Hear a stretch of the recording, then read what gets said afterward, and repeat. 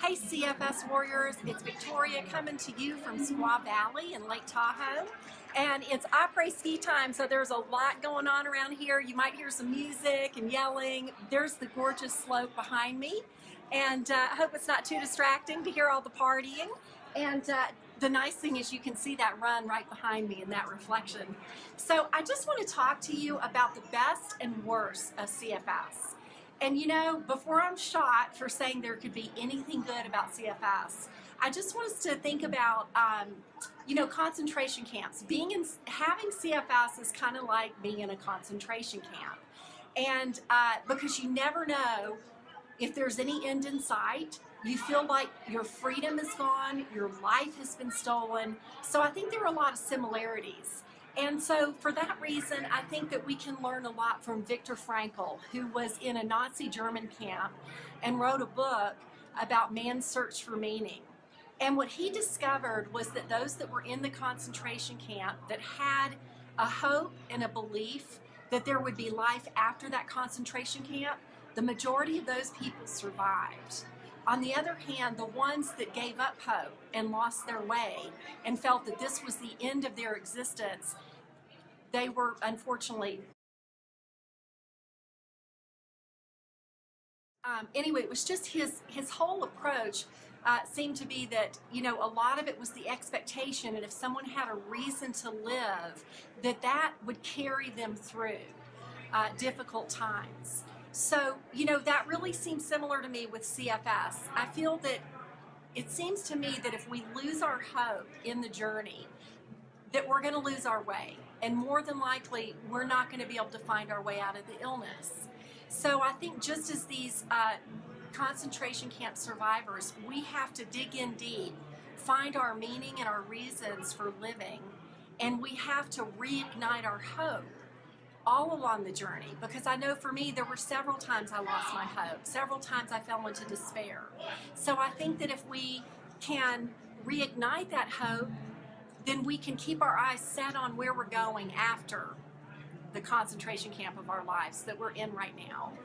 And you know, in thinking about, someone had asked me once, what's the worst thing about your CFS? And you know, it steals your life basically when you have it severe. The best thing, but that made me think, what is the best thing about CFS? And I've written down a few little items here, and I just want to go over them with you. And hopefully this will just spark ideas in your mind about what could be positive about the experience that you're going through. Because I think if we can mine the gems from this darkness, then you know, we can build our hope. And our mindset can be in a different direction, in a positive direction. So the first thing is, for me, was CFS stopped me in my tracks. And it's helping me build a different and a better life. And so, you know, that's really important. I was living, as Alex Howard says, if you recreate the life you were living before you were ill, then you're going to have the same outcomes after you get better, which means you'll just continue to create more illness. So that made a lot of sense to me, and I think that's part of my journey, is not only you know, finding the health, the things that I need for my physical health, because CFS is a physical illness, classified as a neurological disease by the World Health Organization. Not only do I do that, but I'm seeking to make changes in my life so after I recover fully, I won't create the same circumstances. So the next thing that I have on my list, recalibrate. This illness has enabled me to recalibrate relationships in my life to a healthier level. And I know that that's kind of a big one for a lot of us with CFS. What I discovered is that I didn't have a lot of reciprocal relationships because I was more in the helper mode. You might have seen one of my videos on the Enneagram. And so it was easy for me to not allow people to give to me. And that leads me to my next one, is it has taught me how to receive help. So it was really hard for me to ask for help pre-CFS. And now I don't have a problem with it. And it's actually a good thing to be able to receive help. The next thing is CFS has enabled me to learn life skills that if I hadn't gone through this, I would never learn. And these tools are going to help me the rest of my life. I've learned EFT. I've learned to meditate. I've learned how to set boundaries. There are a lot of life skills and tools, and also eat healthy and all of that. A lot of life skills that I would not have had. It's a little dry out here, so I'm looking, my fingers were up high in the altitude. Okay, here's another big one. CFS cleared space in my life. You know, we've all been through it, right? First of all, it's cleared your calendar because you can't do anything. And secondly, it clears out a lot of relationships.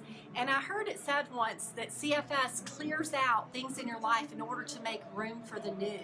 So it's good to think about. It's like your life is a house. And okay, your house has just gotten completely moved out. All the furniture's been moved out. Maybe you've left one treasured chest that's there or a sofa that you love. Which might signify a relationship or something else in your life that has remained. But it clears out things that really aren't the best for you in your future. So if we can just release it and let it go and find joy in the quietness and in that space, I think that'll really help us. Another thing that CFS has done for me is it's helped me experience and create gratitude in my life. And now I have to say this with a caveat, that was after despair. So I went through a lot of despair with CFS before I ever got to a place of gratitude. It's not an easy place to get to.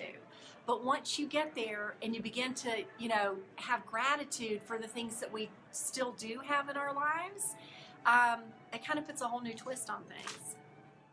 This has been a huge one, a theme in my recovery all along, and it's boundaries and my time, energy, and life. That's just huge. So I'm working very diligently on learning how to set boundaries, and it's actually really empowering work. So I just encourage you, if you're someone that you find it hard to say no to people, and I think a lot of people, from what I've heard and understood, a lot of people with CFS have an issue with being able to set boundaries with people.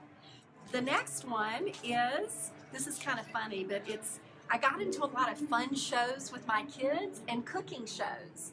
And I say not only that, but I've gotten into a lot of raw food, learning. I'm not a raw foodie by any means. I mean, I like to incorporate raw food, but I've learned a lot about food and fitness and health, sleep, and other things that I would never have known about. And I think my family's going to benefit from that. So global connections. This is the last one that I can think of, and really the most fun is that, you know, since I wasn't able to get out and see people, and through a program that I was a part of, I became a member of a forum on Facebook. And that connected me with people from so many different countries. And we were all on the same journey, and we were able to be each other's cheerleaders and offer camaraderie. And I tell you, that has been, and then I've joined some other forums, that has been one of the greatest things that has come out of this experience with CFS is my connection with other people around the world, kindred spirits, like you who's watching this YouTube video now.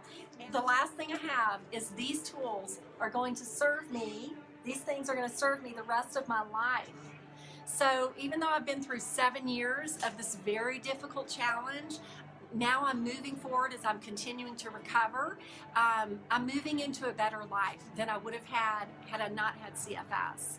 And I was very inspired by people that I connected with that had recovered, and they said they wouldn't change it actually because their lives were actually better now that they had recovered for having had CFS. So anyway, I hope that encourages you. I hope you'll take a look at your life and think of some of the valuable things that you can mine from this dirt of CFS, and that it will serve you for the rest of your life.